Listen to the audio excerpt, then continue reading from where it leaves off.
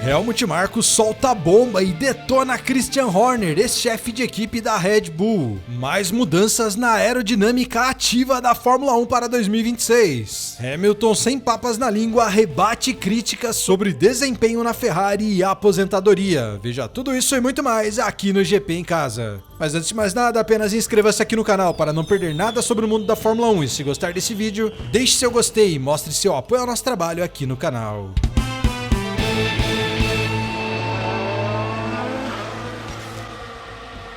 Bom, vamos começar esse vídeo resumo falando sobre a Red Bull. Afinal, o ex-consultor da equipe Helmut Marko, que foi demitido há pouco da equipe, quebrou o silêncio e detalhou a guerra interna que viveu na Red Bull contra o ex-chefe de equipe Christian Horner.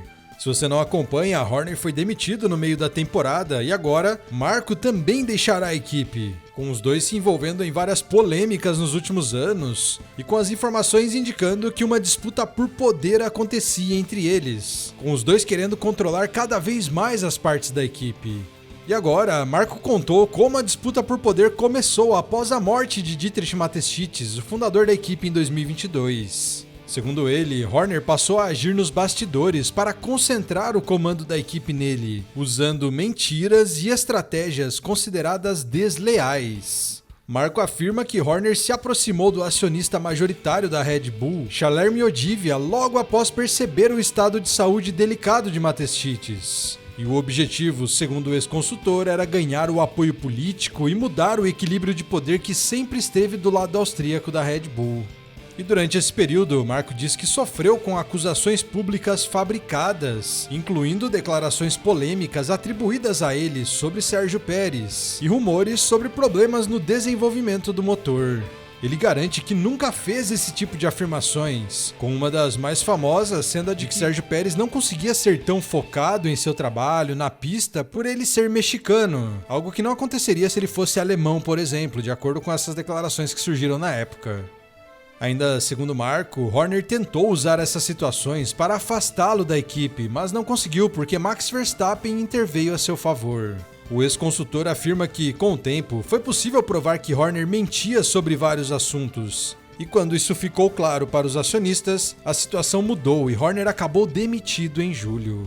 Para Marko, a saída do ex-chefe aconteceu tarde demais. Ele acredita que, se a decisão tivesse sido tomada antes, a Red Bull teria rendido mais na pista e Verstappen poderia ter sido campeão de 2025. E o consultor encerra dizendo que os últimos anos ao lado de Horner foram marcados por jogos sujos e um ambiente interno muito desgastante, não só para ele, como para toda a equipe.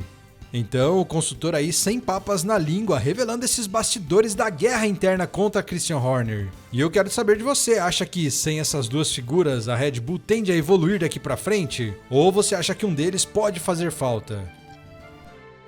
Vamos agora para a segunda parte dessa notícia, onde vamos falar sobre algumas novidades do regulamento de 2026. Afinal, a FIA aprovou uma terceira modalidade no que se trata da aerodinâmica ativa, que é uma das novidades do ano que vem. E esse novo sistema aprovado agora foi pensado especialmente para situações de pista molhada ou parcialmente molhada, com essa novidade aparecendo na versão mais recente do regulamento.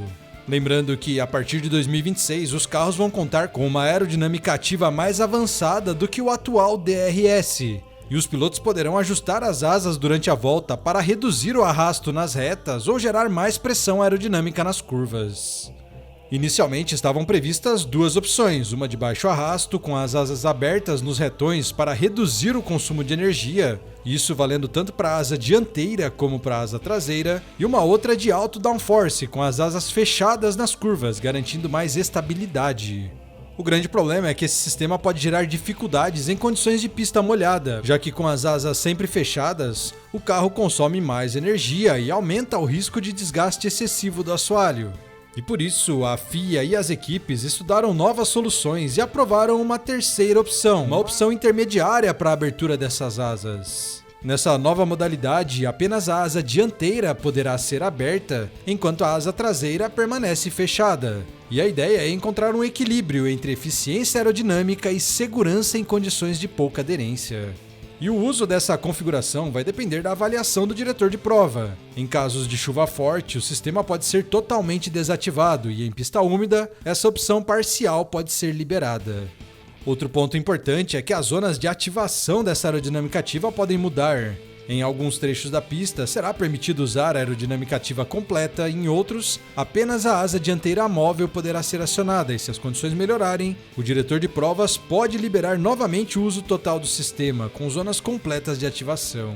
E além disso, a FIA retirou a regra que obrigava ao fechamento das asas ativas durante safety car ou bandeiras amarelas. Então isso significa que, mesmo com a corrida neutralizada, os pilotos poderão usar a aerodinâmica ativa para economizar energia nas retas. Então todas essas mudanças mostram como a aerodinâmica ativa será uma peça central da Fórmula 1 a partir de 2026. Com a equipe que acertar num bom sistema, num carro mais equilibrado para essa aerodinâmica, podendo ter uma grande vantagem, principalmente nessa primeira temporada. Então eu quero saber a sua opinião. Acha que vai dar certo esse sistema? É muito complicado? O que você tem pensado da aerodinâmica ativa até agora?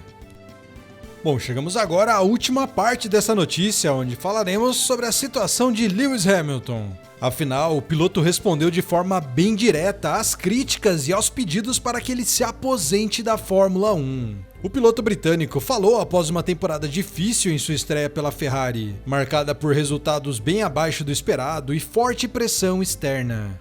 Aos 40 anos, Hamilton foi alvo de comentários de figuras do esporte como Bernie Eccleston, outros pilotos, chefes de equipe, analistas e tudo mais. Vários deles defendendo que Hamilton deve se aposentar da Fórmula 1. Afinal, em 2025, Hamilton viveu um ano incomum na carreira. Foi a primeira temporada em que ele não subiu ao pódio e terminou o campeonato 86 pontos atrás de Charles Leclerc, que conquistou 7 pódios. O britânico também estabeleceu um recorde negativo na Ferrari, se tornando o piloto que mais demorou para alcançar um pódio no início de sua passagem pela equipe, superando uma marca de mais de 40 anos. Mesmo assim, Hamilton deixou bem claro que não pensa em se aposentar agora e, quando questionado sobre o assunto, afirmou que não diria nada aos críticos e destacou que nenhum deles conquistou o que ele conquistou na Fórmula 1, então eles não tinham o direito de opinar em sua carreira. Além disso, Hamilton confirmou que seguirá competindo na próxima temporada até o fim, já que ele tem contrato com a Ferrari para o ano que vem, e afirmou que sua motivação segue sendo o amor pelas corridas e o apoio dos torcedores. Afinal, são só essas duas coisas que importam para ele, e as críticas ou a opinião de pessoas de fora da Ferrari não valem nada para ele. Então, Hamilton bem direto aí, respondendo às críticas e afirmando que não vai deixar a Fórmula 1, muito menos a Ferrari. Então eu quero saber a sua opinião, acha que ele está certo? Ou não, você também pensa que chegou a hora de Hamilton abandonar as corridas?